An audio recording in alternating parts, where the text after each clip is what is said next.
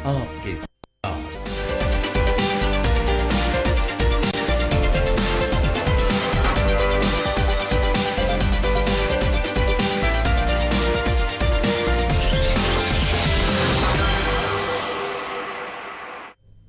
नमस्कार, मैं हूं आपके साथ अर्जुन पंडित और आप देख रहे हैं नेशन लाइव। आज हम बात करने वाले हैं उत्तर प्रदेश की सियासी हलचल के बारे में। गठबंधन जो समाजवादी पार्टी, बहुजन समाजवादी पार्टी, जो अलग अलग विचारधाराओं की पार्टी है, आज क्या ऐसी बात हुई कि दोनों ने आपस में गठबंधन कर लिया, या फिर हम ये समझें कि थर्ड फ्रंट से बिल्कुल ये लोग अलग हो गए, या राहुल गांधी की सहमति से, उनकी बातों से सहमत नहीं है। ये तमाम ऐसे सवाल हैं और ये सवाल उठना भी लिहाजा लाजमी है, क्योंकि गेस्ट हाउस कांड आज तक इस देश का, हिंदुस्तान का आम आवाम कभी नहीं भूल पाया कि उस रात मायावती के साथ में क्या हुआ था। लेकिन फिर ऐसी क्या बात हुई कि दोनों ने आपस में साझेदारी कर ली सीट की, और उसमें कांग्रेस को कहीं कोई जगह नहीं है।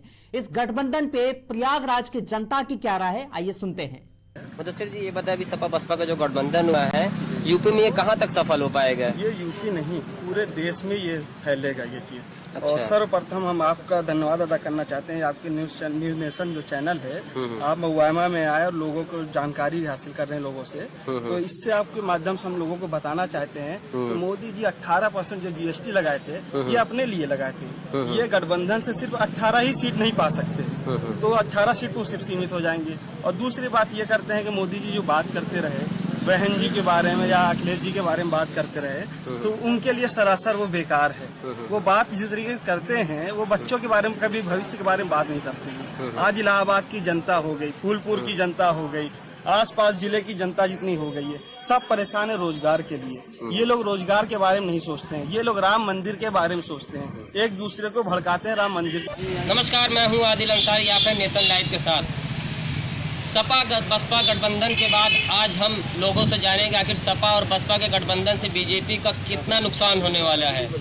क्या मोदी जी को सपा बसपा गठबंधन मिलकर यूपी में रोक पाएंगे? इसी सिलसिले में हमारे साथ बात करने के लिए कुछ लोग आज हम जानेंगे आखिर लोग इस बारे में क्या सोचते हैं, प्रयागराज के रोज क्या सोचते हैं।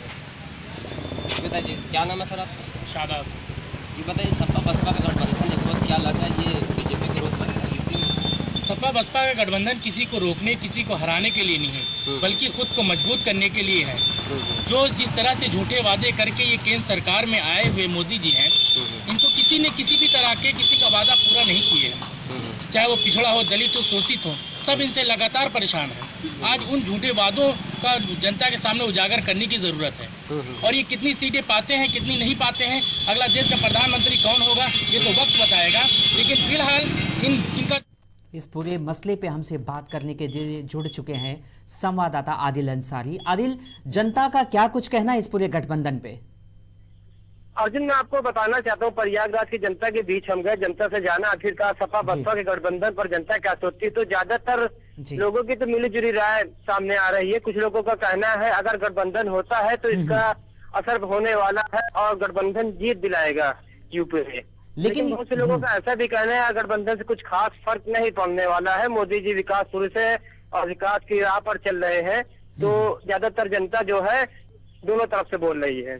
लेकिन आदिल, यहाँ पे एक सवाल है कि क्या उत्तर प्रदेश की जनता गेस्ट हाउस जो कांड हुआ था, क्या उसको भूल गई? क्योंकि देखिए, पॉलिटिकल पार्टीज की जो लड़ाई होती है वो विचारधारा की होती है। तो समाजवादी पार्टी और बहुजन समाजवादी पार्टी ये हमेशा आपस में लड़ते रहे, और कभी नहीं भूलना चाहिए कि पहली बार जब मायावती मुख्यमंत्री बनी थी उत्तर प्रदेश में, तो उसमें बीजेपी के समर्थन से बनी थी। तो यहां पे सवाल खड़ा हो गया है कि क्या मोदी से इनको डर लगता है, बीजेपी से, या फिर ये कुर्सी की कहीं ना कहीं ललक है?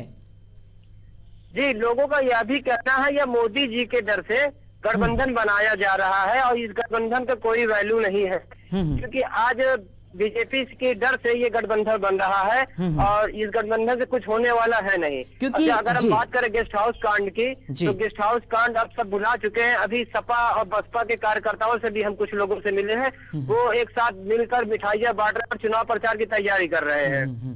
नहीं, सवाल इसलिए खड़ा है, गठबंधन तो पहले भी हुआ कि जब काशीराम और मुलायम सिंह यादव भी गठबंधन करके आए थे, लेकिन वो लंबा नहीं चल पाया। उसमें हुआ क्या? तो अब सवाल है कि 2022 तक क्या मायावती और जो अखिलेश की पार्टी है, समाजवादी पार्टी, क्या इनकी आपस में गठबंधन बना रहेगा? क्या कुछ कहना है लोगों का? जी, हमने बात की 2022 को भी लेकर, लेकिन लोगों का जो भी है तो उनका कहना है ये गठबंधन कब तक टिकेगा इसका कोई समय नहीं है।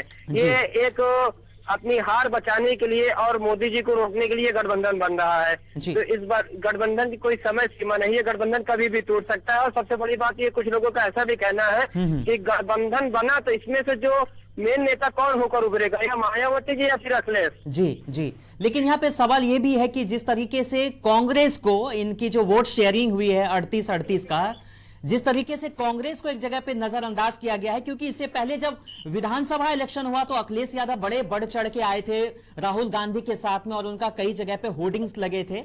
तो जिस तरीके से कांग्रेस को साइड लाइन किया गया है, आपको लगता है कि यहाँ पे इससे इनको कुछ बेनिफिट होगा या बीजेपी को हो जाएगा?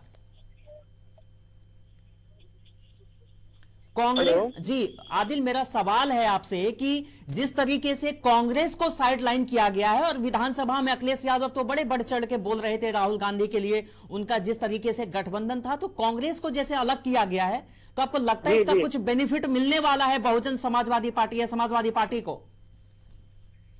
जी, कांग्रेस को अलग कर दिया गया है। जब पहले विधानसभा चुनाव था तब अखिलेश जी और राहुल के साथ गए थे, लेकिन वो चुनावी विशेषज्ञों का कहना है कि इससे कुछ नहीं होता, ये अलग हो गए हैं, ये सब अपने अपने मतलब के लिए चुनाव। जी आदिल, तमाम जानकारी के लिए शुक्रिया। यहाँ पे सवाल खड़ा है कि भारत की राजनीति में कुछ भी ना दोस्ती लंबी होती है, ना दुश्मनी, ना ही किसी का दोस्त होता है, ना ही दुश्मन। लेकिन यहाँ पे सवाल खड़ा है कि जो आम वोटर, आम जनता जो बहुजन समाजवादी पार्टी को वोट करती है या समाजवादी पार्टी को, आज कहीं ना कहीं वो अपने आप में ठगी हुई महसूस कर रही है। ये एक सवाल खड़ा है। दूसरा, अब ये हमें लॉन्ग टर्म में देखना होगा कि कितना ज्यादा समाजवादी पार्टी या बहुजन समाजवादी पार्टी को लोकसभा में इसका फायदा होने वाला है। बहरहाल इस खबर में इतना ही। देश और दुनिया की तमाम खबरों के लिए देखते रहिए नेशन लाइव। नमस्कार।